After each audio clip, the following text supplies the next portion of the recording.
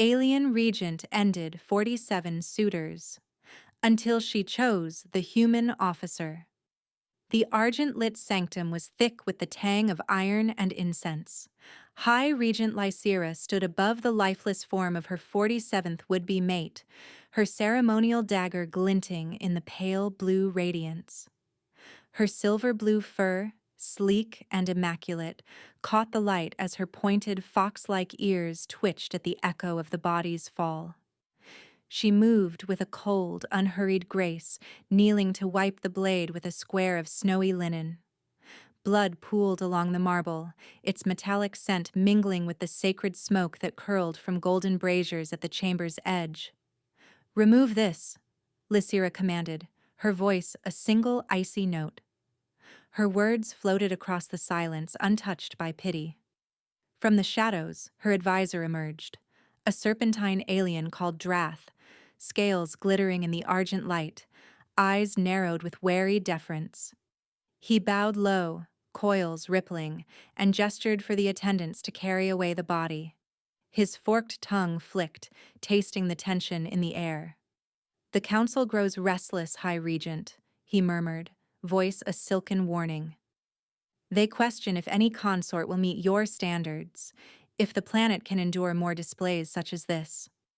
Lysira met his gaze, unblinking behind wire-rimmed glasses that magnified the cool depth of her eyes. "If it must be 48, so be it," she replied, her tone carved from the same unyielding marble as the dais beneath her feet. A hush fell as the heavy doors at the chamber's far end creaked open. Captain Sierra entered, her stride purposeful, a badge of office gleaming against her dark uniform. At her side walked a most unusual candidate, Mason, a human officer, his battered uniform torn at the shoulder, a bruise blossoming beneath his cheekbone.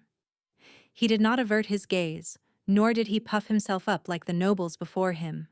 Instead, his eyes were steady, measured, unafraid. Drath's voice hissed softly. "A human, High Regent? This is unprecedented." Lysira's tail flicked in a slow arc as she circled Mason, curiosity kindling beneath her clinical detachment. Her athletic frame was poised. Every movement spoke of both danger and allure, the weight of tradition and the hunger for something new. "Name and rank," she demanded. "Mason, Lieutenant Commander." "Fifth Fleet," he replied, tone even, chin raised. "Do you understand why you are here?" He glanced at the bloodstain being scrubbed from the floor, then back to Lysira. "I understand enough." She allowed herself a thin, wry smile. "This is not a trial of strength, not first. It is a joining of minds and emotions. Few survive the ordeal. If you fail—" She nodded at the attendants. "You join the others." Mason's lips twitched, almost a smile. "And what makes me different from them?" For a moment, Lysira hesitated. She studied the human, taking in the weathered lines at his eyes, the set of his jaw. "I do not yet know," she admitted. "But we shall find out." She stepped closer, a gloved hand pressing gently to his temple. "Relax," she instructed, though her voice held no comfort. She closed her eyes, extending her psychic probe, an invisible current of will seeking entry. She expected panic, collapse, a mind shattered by the force of her scrutiny. Instead, Lysira found resistance, walls built of discipline, grief, and stubborn endurance. Images flickered behind his defenses. Fields burning on an alien world, the faces of comrades lost, the aching void of duty fulfilled at terrible cost. He did not retreat. He held the line, letting her see but not control. She pressed harder, testing the edges. In the next instant, Mason's thoughts brushed hers, tentative but unbroken. He glimpsed her own memories, a childhood spent in cold palaces, teachers who bowed but never smiled, the suffocating weight of command, the yearning for a voice that might understand. Their minds convulsed in a psychic storm, visions colliding, pain and longing shared in a raw, dazzling instant. Lysira gasped, her ears flattening as she staggered back. Mason, breath ragged, gripped the edge of the luminous crystal slab where he lay, sweat beading along his brow. But he did not cry out. He did not beg. The silence stretched, broken only by the sputtering of incense. Slowly, Lysira straightened, a glimmer of surprise softening her features. Impressive. You endured the first stage. Captain Sira watched with open astonishment. Drath's golden eyes narrowed in calculation. As Mason was led away, his steps unsteady but resolute, he glanced back at Lysira. What's the next ordeal? Her lips curled in a sly, dangerous smile. We shall see if your body is as strong as your mind. The doors closed behind him. Alone, Lysira let her hand drift to her heart, feeling it race beneath her fur. For the first time, possibility flickered in her chest. Perhaps this stranger, this human, could finally be the one to share her burdens.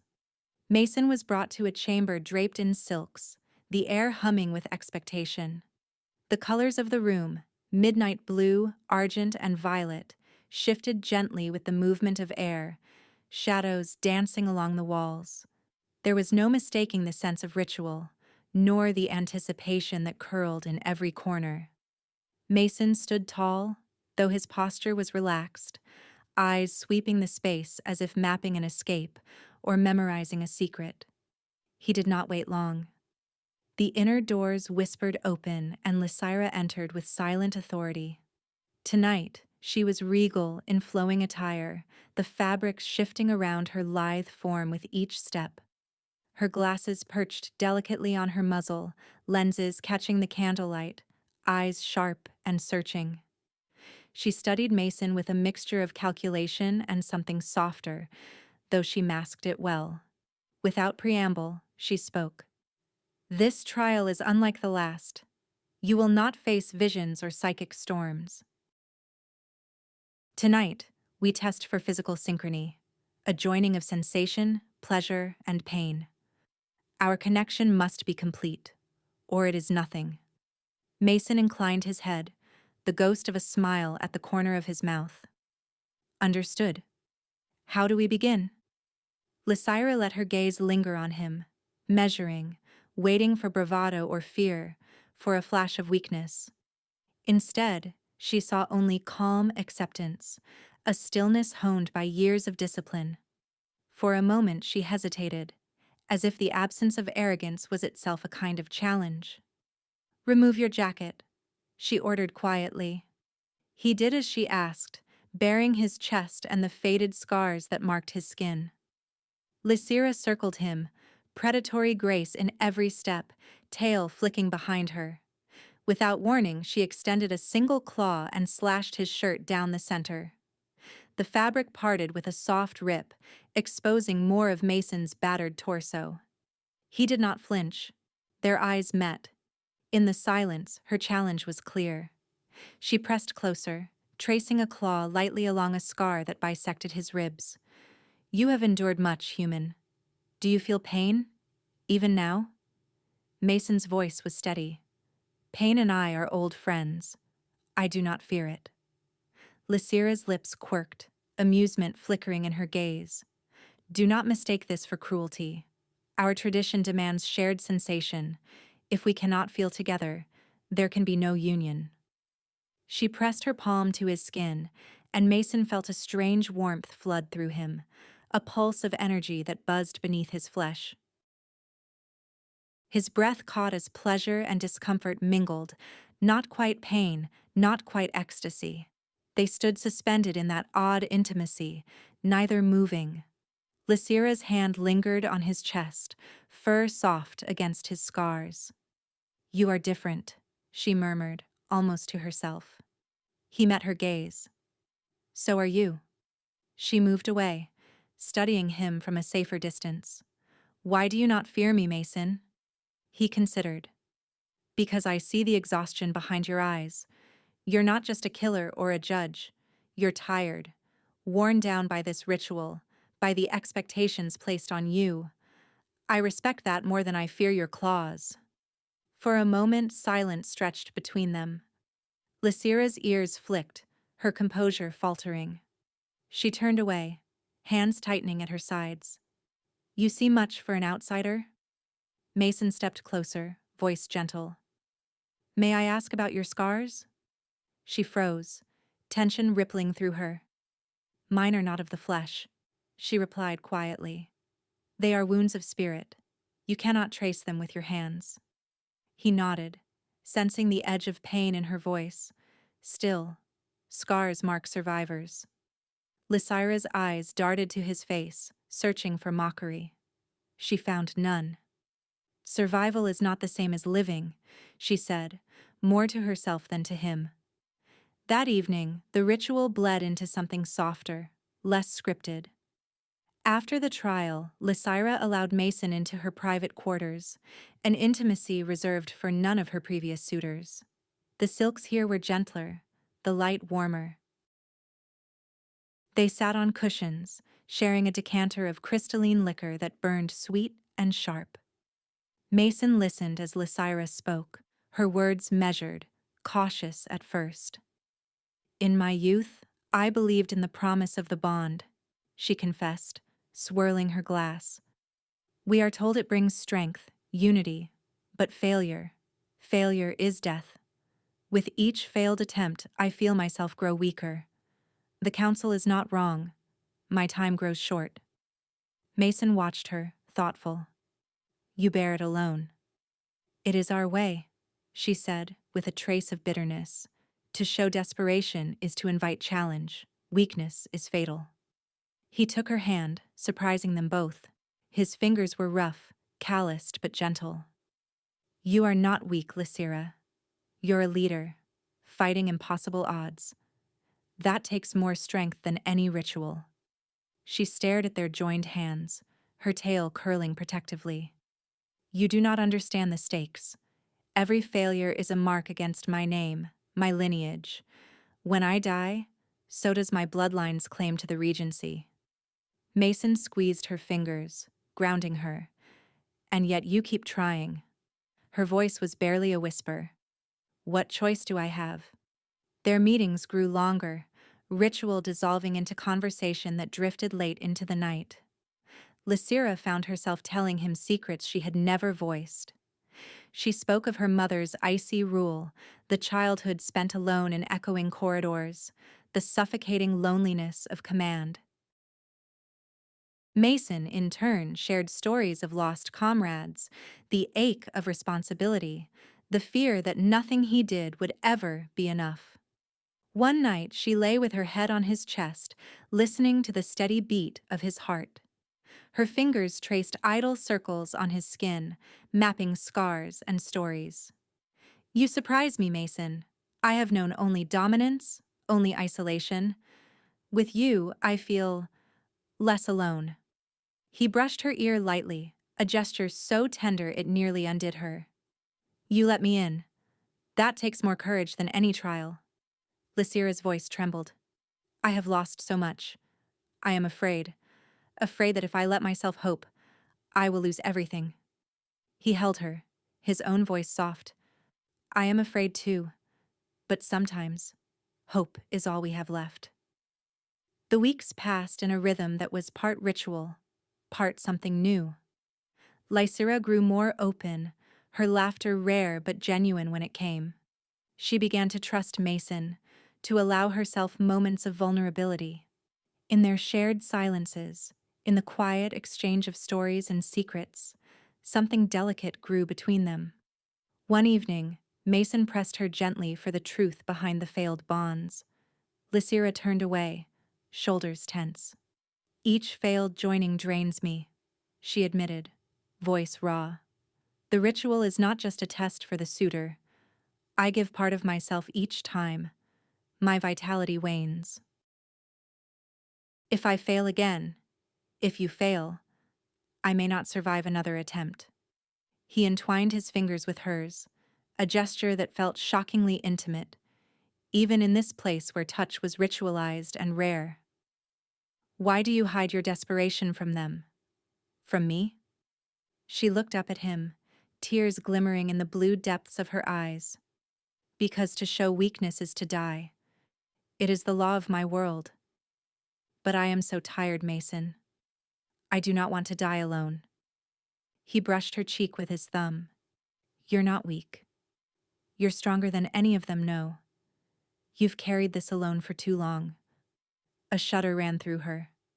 I do not know if I can trust this. Trust you. He nodded, accepting her fear without judgment. That's all right. Trust takes time. Their emotional intimacy deepened, outpacing even the physical connection demanded by tradition. Lysira's guard dropped, her voice trembling as she revealed the cruel necessity of her people's ritual and the weight it placed on her shoulders. Mason listened, offering quiet understanding, never pressing too far.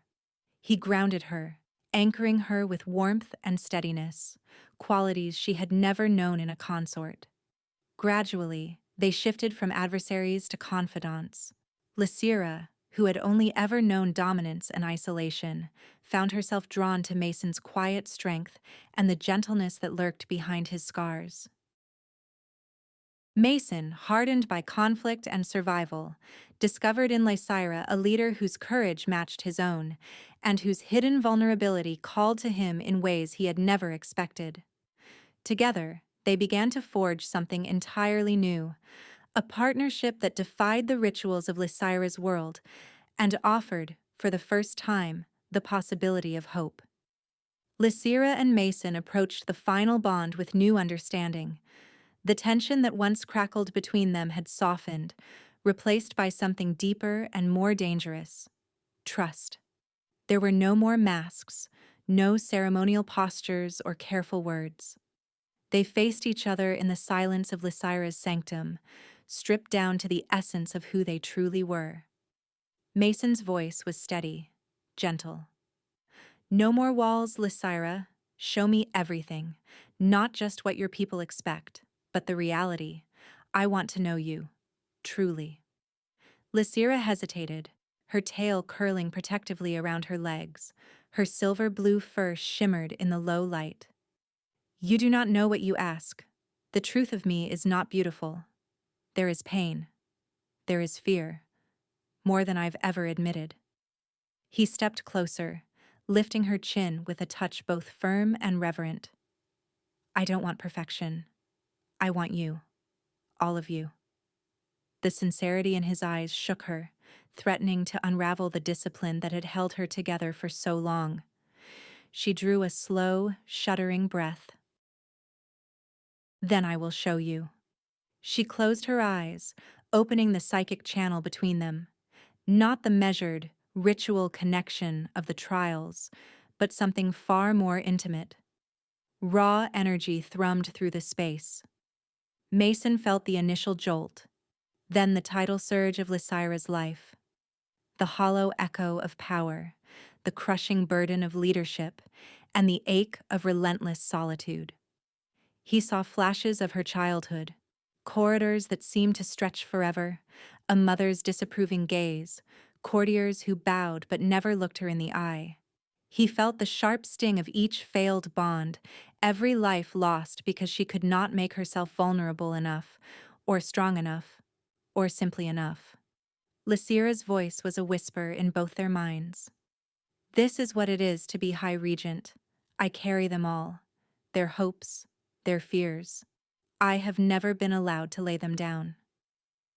Mason did not shy away. He opened himself in turn, letting his memories rise.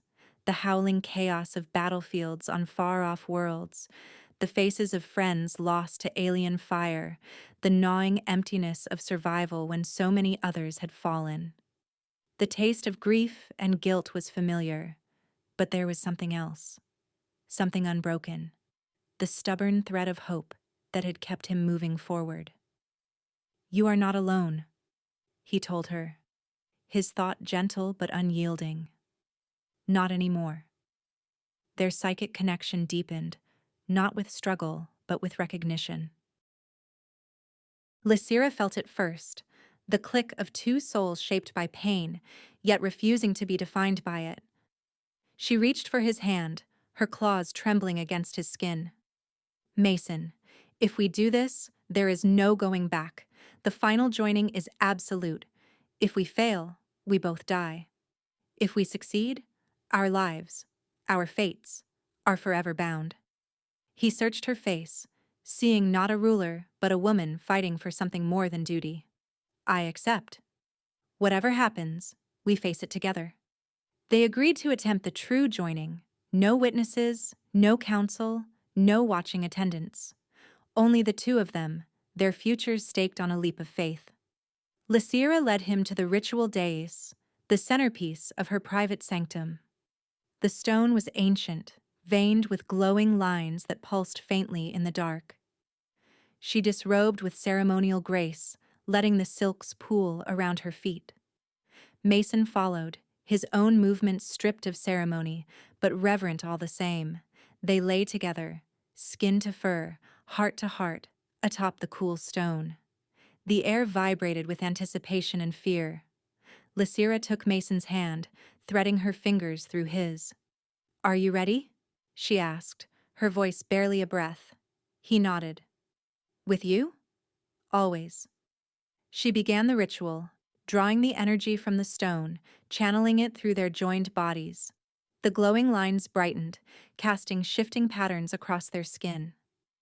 Lysira's psychic presence unfurled, wrapping around Mason's mind. He met her halfway, the resilience of his human spirit grounding her power.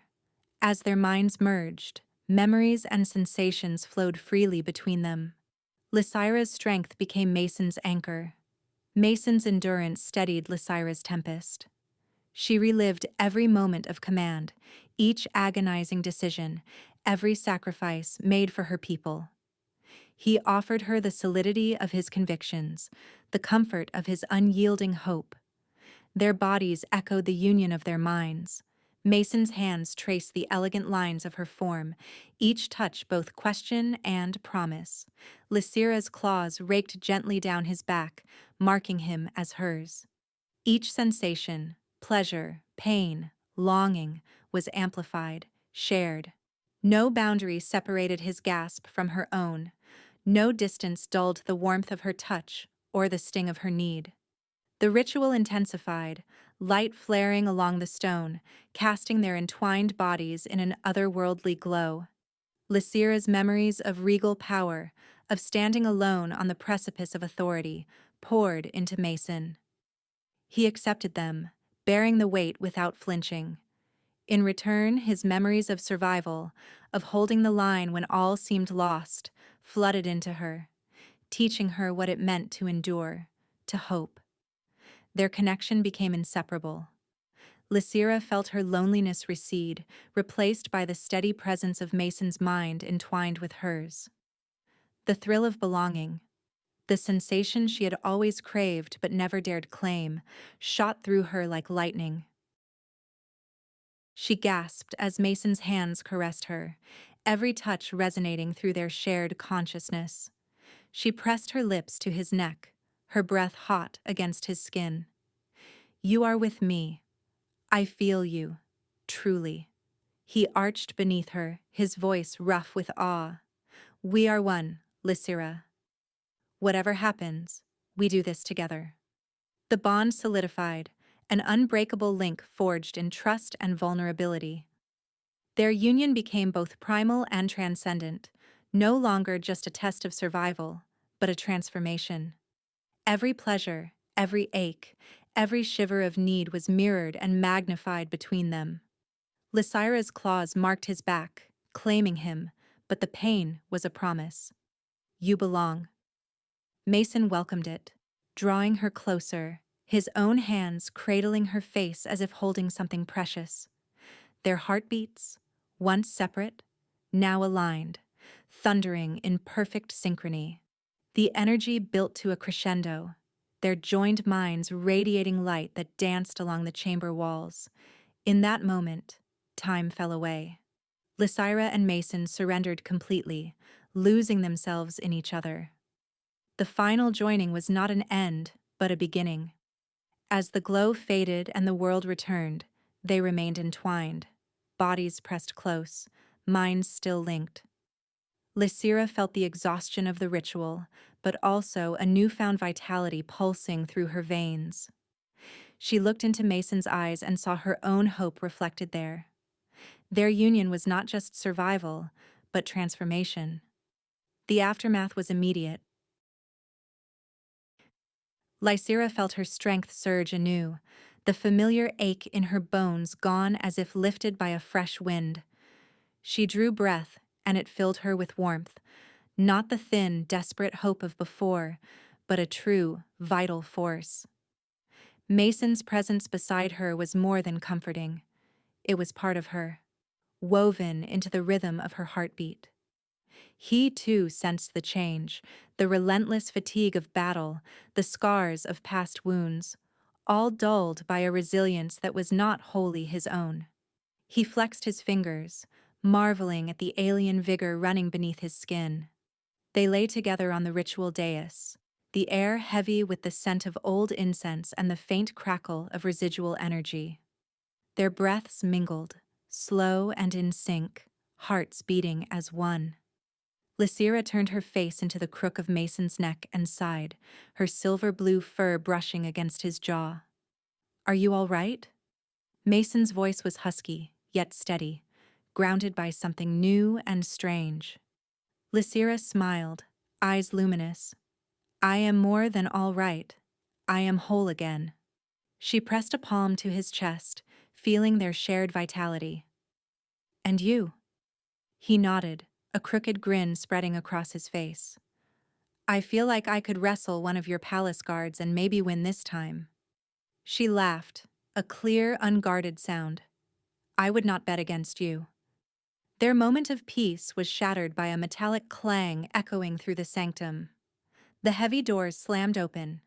General Varric strode in, armored and bristling, her tail lashing in agitation. Her eyes, sharp and accusing, found Lysira and Mason entwined on the dais. "High Regent!" Varric's voice thundered across the chamber. "What have you done? A bond with a human is an abomination. It undermines our very bloodline." Lysira sat up, spine straightening with regal poise. Her fingers never left Mason's, and her gaze was cool and unyielding. "The bond is complete, General. It is lawful. The ancient codes speak only of strength and unity, not of species." Varric's lip curled, her fangs bared in frustration. "You risk everything for an outsider. The Council will never accept—" Mason interrupted, his tone calm but resolute. "I risked my life for Lysira, and she for me. If the Council values strength, then let them see the proof standing before them." He stood, facing the general with steady eyes. "Whatever I was before, I am changed now. By her. By the bond. I am not your enemy." Varric stared at him, her outrage wavering as she searched for some sign of weakness. Mason stood his ground, unwavering. Slowly, Varric's shoulders dropped, her tail flicking in uncertainty. "You have chosen, High Regent," she said at last, her voice quieter but no less intense. "May your union bring us the strength you claim." With a sharp nod, Varric turned on her heel and strode from the chamber, leaving Lysira and Mason in the echoing quiet. The palace medic Silith, a being of crystal and shifting light, entered soon after, delicate limbs clicking as they approached. Silith's multifaceted eyes glowed with curiosity as they scanned the pair. "Fascinating," Silith murmured, voice resonant and musical. "Your neural signatures are no longer separate. The bond has created a hybrid pattern, something entirely new. Both your vitalities are heightened." Lysira arched an eyebrow. "Explain." Silith's crystalline face brightened, fractals of color swirling in excitement. "You are not simply joined, you are transformed. The old boundaries between regent and consort, alien and human, they are gone. Your consciousnesses blend at a fundamental level. The council will have to invent new laws to describe you.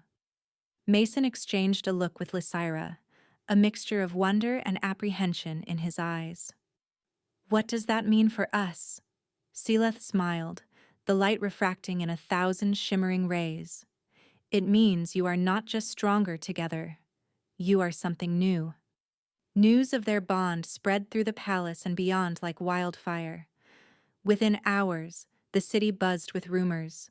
Some whispered hope, others spat accusations of heresy. There were those who saw Lysira's union as a betrayal of tradition, a threat to everything they had ever known. But there were also those who saw it as a beacon, a sign that change, real, lasting change, was possible. The palace became a fortress. Armed guards doubled their patrols. Threats arrived by coded message, some subtle, some explicit. Twice, assassins breached the outer defenses. Once, poison found its way into their meal. But Lysira and Mason, attuned as they were, sensed danger before it struck. Each time they moved in perfect harmony, repelling the attacks with silent efficiency.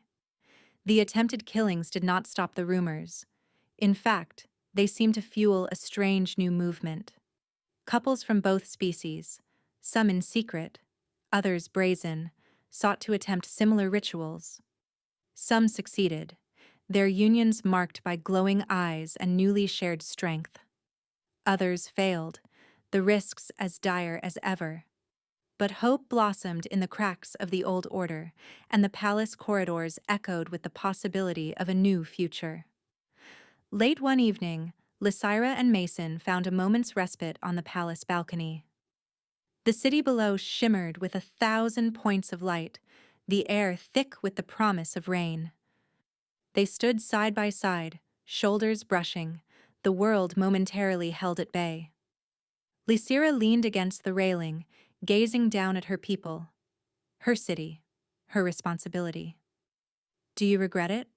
she asked softly, her voice barely louder than the wind. "All you have given up? Your world? Your old life?" Mason looked at her, his eyes reflecting the distant lights. "You mean, do I regret falling for the Regent with the highest body count in the sector?" His smile was crooked, teasing. "I suppose it's too late to back out now." She laughed, the sound bright and genuine, her tail curling in amusement. "You are incorrigible, human." He bumped her shoulder gently. "And you are terrifying. But I'd rather face 100 assassins with you than live a quiet life without you."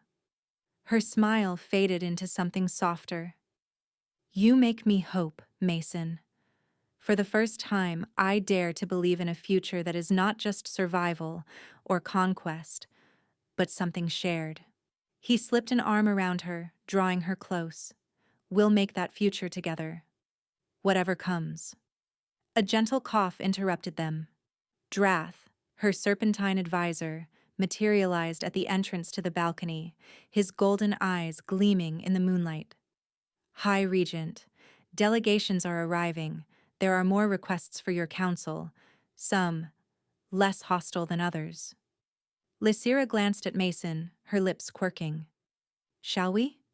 He squeezed her hand. "After you, my Regent." She leaned into him, marveling at how natural intimacy had become.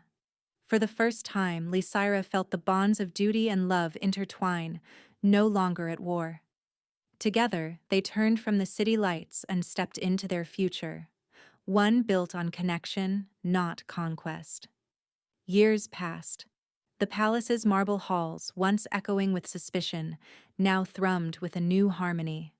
Mason was no longer a curiosity or a captive, but consort of the empire, his name spoken with respect and, at times, grudging admiration. Where once he had walked these corridors under guard, now he moved with purpose and pride, a partner at Lysira's side, shaping the future with every step. The council chambers, once a crucible of challenge and intrigue, changed as well. Delegates from a dozen worlds filled the room, their eyes drawn not only to Lysira's cool authority, but to Mason's calm, incisive presence. His human pragmatism balanced Lysira's strategic brilliance. When disputes erupted, he cut through posturing with a steady hand, reminding them all of the cost of arrogance. Lysira listened, weighing his counsel with growing trust. Their minds, still bound by the ritual's gift, processed politics and possibility in seamless unity.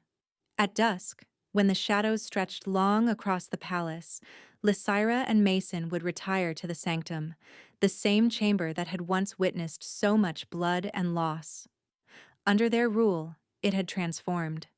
The chilling scent of iron was replaced by candles, books, and a gentle hum of conversation. The dais where so many suitors had fallen was now a round platform, surrounded by cushions and low tables, a place for learning and honest exchange. There, couples came from distant worlds, traders from the spiral colonies, scholars from crystalline planets, warriors who'd once sworn to Lysira's destruction. They sought to learn the new method of joining, hoping to find in unity what their own rituals could not offer. Lysira and Mason, side by side, taught them the lesson carved from their own ordeal. Unity is not surrender, Lysira would say, her voice ringing with quiet authority. It is not a victory won at another's expense. True union requires trust and openness to be changed and to change in return. Mason added, "You can't force it. If you do, you're just building another prison. You have to risk being vulnerable. That's where the strength comes from." Some couples succeeded, others failed, the risk and pain still real. But hope took root, and with it, the sanctum became a symbol. Not of judgment or death, but of new beginnings. Their public life was demanding, but their private one flourished. In Lysira's quarters, far from the eyes of the court, they built a world of their own. There, every evening was a ritual, sometimes as simple as sharing tea or reading in companionable silence. Other nights, Lysira curled against Mason, her fur a silver waterfall across his chest, as they whispered dreams and doubts into the quiet. He learned the subtle vocabulary of her emotions, the flick of her tail when she was amused, the angle of her ears in worry, the rare and precious laughter that came only for him. She, in turn, grew fluent in the nuances of human longing, the way a touch could reassure, the comfort of a joke, the importance of holding grief and hope in the same breath. "Do you ever miss your old life?" she asked one night, tracing a faded scar on his arm. Mason smiled, his hand covering hers. "Sometimes, but not the way I thought I would. I've found more here, with you, than I ever imagined possible."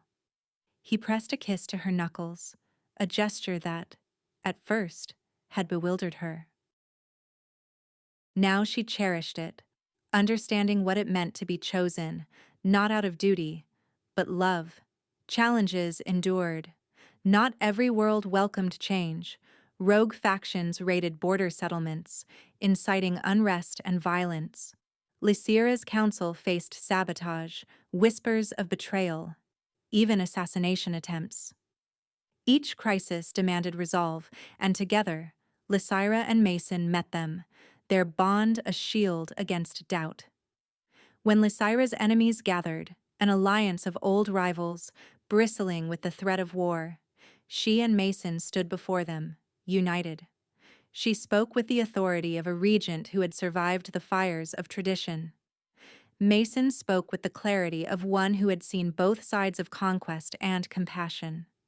Their words, sometimes sharp, sometimes gentle, forged peace where force had failed. "Why do you trust him?" one delegate demanded, voice thick with suspicion. Lysira answered, "Because he taught me that strength is not the absence of fear, but the courage to face it together." Mason added, "And because she let me in, let herself be seen. That's how real change happens." Slowly, the Empire changed. The old order, once built on dominance and fear, gave way to new alliances. Interspecies couples, once targets for scorn or violence, found acceptance, sometimes even celebration. The legend of Lysira and Mason grew. Artists painted their likeness, poets wove their story into song. Children played at being the lethal regent and her human consort, acting out the day they had changed the world. Their intimacy deepened with time.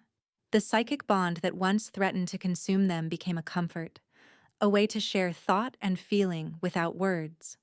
Lysira could sense Mason's mood from across a crowded hall. He, in turn, felt the subtle shifts in her spirit, when she needed solitude, when she craved his touch. Sometimes, as they lay together in the quiet hours, their minds entwined so completely that dreams and memories blurred. In those moments, Mason would whisper, "I love you, Lysira, even when you're terrifying." She would smile, brushing her claws across his cheek. "I love you, Mason, even when you are infuriatingly human." Their partnership was a beacon, not just for their own people, but for all who sought to bridge the impossible gaps between worlds. Lysira no longer bore the title of lethal regent alone.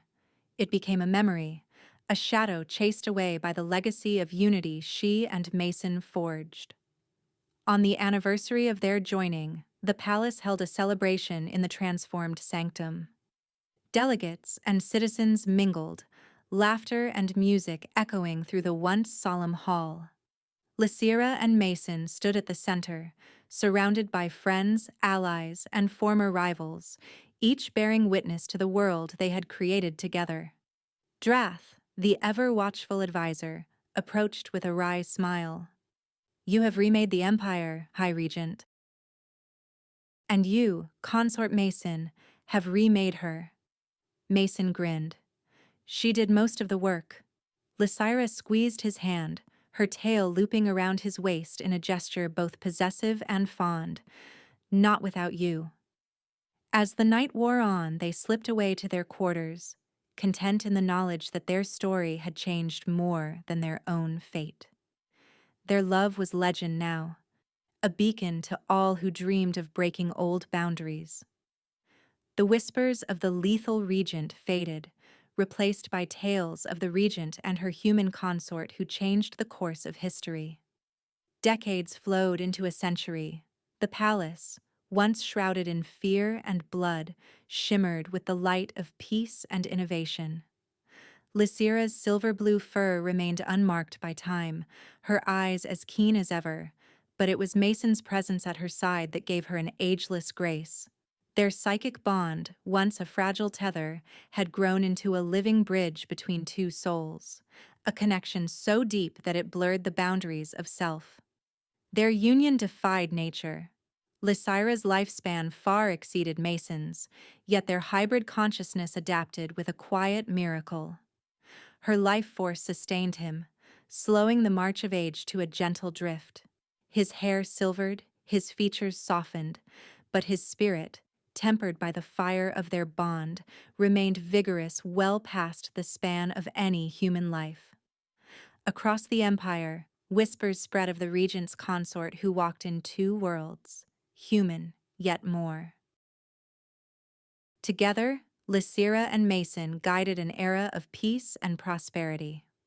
War became a memory, and diplomacy flourished under their stewardship. Lysira's strategic brilliance, amplified by Mason's practical wisdom, solved crises before they could flare into conflict.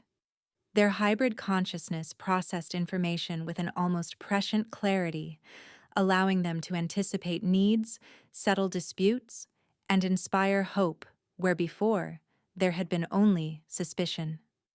The ritual sanctum, once a place of dread, now glowed with gentle radiance. Its crystal altar, once a slab for judgment, became a symbol of new beginnings. Couples of every kind from every world came to be joined under the guidance of the regent and her consort.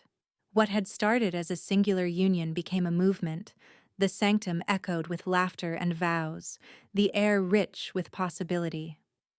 Children across the empire learned the story. They gathered in schoolrooms and under the shade of strange alien trees, eyes wide as their tutors recited the tale of the regent who sought a worthy mate among her own kind and found only death, until fate delivered her an outsider, a human, captured but unbroken. It became legend. Lycira's 47th mate fell, but her 48th changed the stars. In private, time softened the relentless demands of leadership. Lycira and Mason found solace in each other, their love deepening with every year. Mason's hands grew more weathered, but still traced the lines of Lycira's face as if memorizing them anew each evening. Their conversations, once sharp and filled with discovery, mellowed into a quiet communion. They shared memories, victories and mistakes, laughter and loss, woven together in a tapestry of intimacy that not even age could unravel. As Mason aged, Lycira's devotion never wavered. She cared for him with a tenderness born of lifetimes, adjusting palace routines to his changing needs, ensuring every comfort, reading to him in the soft glow of dusk. Some nights she curled around him, tail draped across his legs, listening to the slowing cadence of his breath. Their minds remained entwined, thoughts flowing between them in silent understanding. One evening, as twilight gilded the city in gold, Mason took Lycira's hand in his. His grip was weaker, but the spark in his eyes undimmed. "Do you remember?" he asked, voice a soft rumble. "The first time you threatened to kill me?" Lycira smiled, blinking away the sting of tears. "You were very stubborn. I could not decide if you were brave or simply foolish." He laughed, the sound crackling with memory. "Both, I think. But I'd choose it again. Every trial, every risk. For this." She pressed her forehead to his, their minds touching in a final, perfect moment of unity. "You are my heart, Mason. My consort. My equal."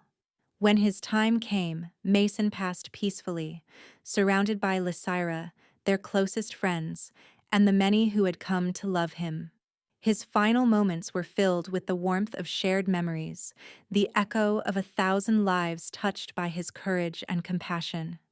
Lycira held him until the end, her psychic bond sheltering him, easing his journey beyond. The Empire mourned. From the great domed cities of the core to the farthest reaches of the starlit colonies, people gathered in the sanctum, laying flowers, singing songs in dozens of languages. A procession wound through the streets, banners bearing Mason's likeness entwined with Lycira's sigil. He was remembered not as a stranger, but as a shaper of their golden age, a human consort whose vision had bridged the impossible. Lycira's grief was profound, a wound that time could not heal. For weeks, she retreated to the sanctum, surrounded by crystal and memory. Yet even in sorrow, Mason's presence lingered within her, a gentle voice, a pulse of wisdom and compassion guiding her steps. Their bond, forged in love and sacrifice, left an eternal mark on her soul. She continued to rule, her judgment tempered by the lessons Mason had taught her. She listened more, sought counsel where once she would have commanded. The empire thrived, its people inspired by the legacy of unity Lycira and Mason had created. Delegations came seeking her wisdom, and she welcomed them all, her heart open in a way it had never been before. Lycira never bonded again. She carried Mason within her, a living memory that shaped every decision, every act of kindness. The sanctum remained sacred, not as a tomb, but as a living testament to what they had built. She taught that true unity was born not of strength alone, but of understanding, the willingness to risk, to trust, to love beyond fear. Their story became legend. In every corner of the empire, children recited the tale of Lycira, once the regent who executed 47 mates, whose loneliness threatened to unravel a world. But with her 48th, a human who arrived as a captive and became her consort, she forged hope where there had been none. Their love became a beacon, proof that the bonds of heart and mind could reshape the very stars. In time, the galaxy remembered not just the lethal regent, but the partnership that transformed an era. Where once there had been conquest, now there was connection.